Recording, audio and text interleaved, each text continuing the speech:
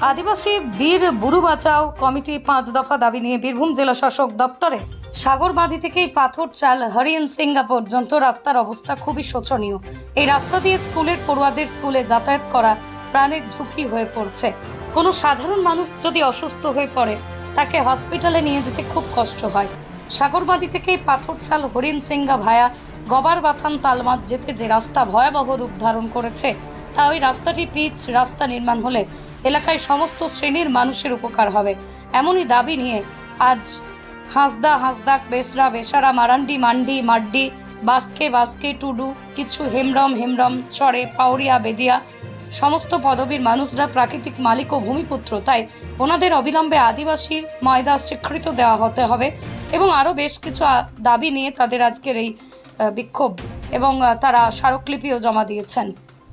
কি করলেন আজকে আমরা আদিবাসী বীরবুরু বাঁচাও কমিটি বীরভূম জেলা শাখা থেকে দেউচা পাচামি এলাকা থেকে আমরা ডিএম শাসকের কাছে আমাদের 5 দফা দাবি ছিল, ডেপুটেশন ছিল। সেটা যাই হোক ডিএম সাহেব কোথাও মিটিংয়ে গিয়েছেন, তো ওনার বদলে এডিএম ম্যাডাম আমাদের ডেপুটেশনটা নিয়েছেন।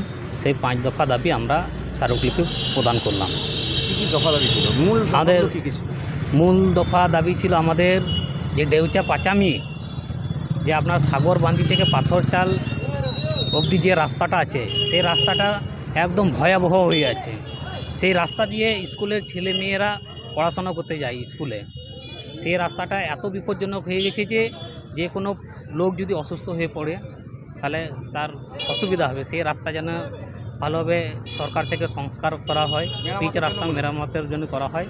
আর দ্বিতীয় দাবি হচ্ছে যে ডিপিডিএইচ যেটা দেউচা পাচামি দেওয়ানগঞ্জ হরিণসিংহা যেটা কোল ব্লক আছে ম্যাপ, সেই ম্যাপের বাইরে যে সমস্ত জমি জায়গাগুলো আছে সেইগুলো রেজিস্ট্রি ও রেকর্ড অবিলম্বে চালু করতে হবে।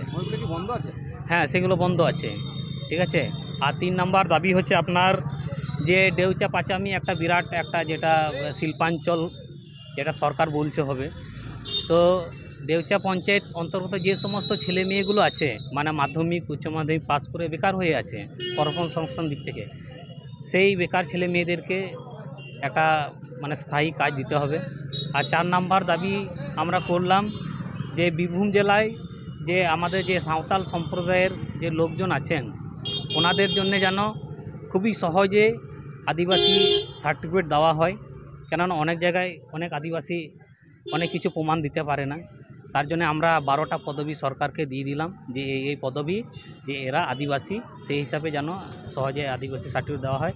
5 নম্বর দাবি হচ্ছে যে পশ্চিমবঙ্গে তো অনেক থানা আছে, এবার সেইখানে বড়বাবু কোথাও ওসি সাহেব আছেন, কোথাও আইসি সাহেব আছেন, এনারা কিন্তু সময় মতো ছুটি পান না, সারাদিন ডিউটি।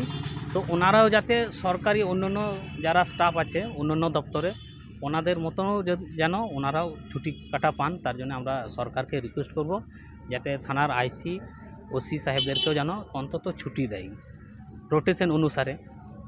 এইগুলোই 5 দফা দাবি নিয়ে আমরা আজকে 3 তারিখে এই বীরভূম জেলা শাসক মহোদয়ের কাছে ডেপুটেশন করতে এসেছি।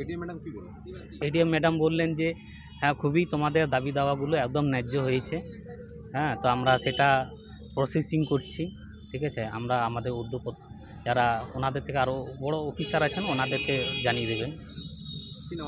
আমার নাম শিবলাল সোরেন, আদিবাসী বীরবুরু বাঁচাও কমিটির জেলা সভাপতি।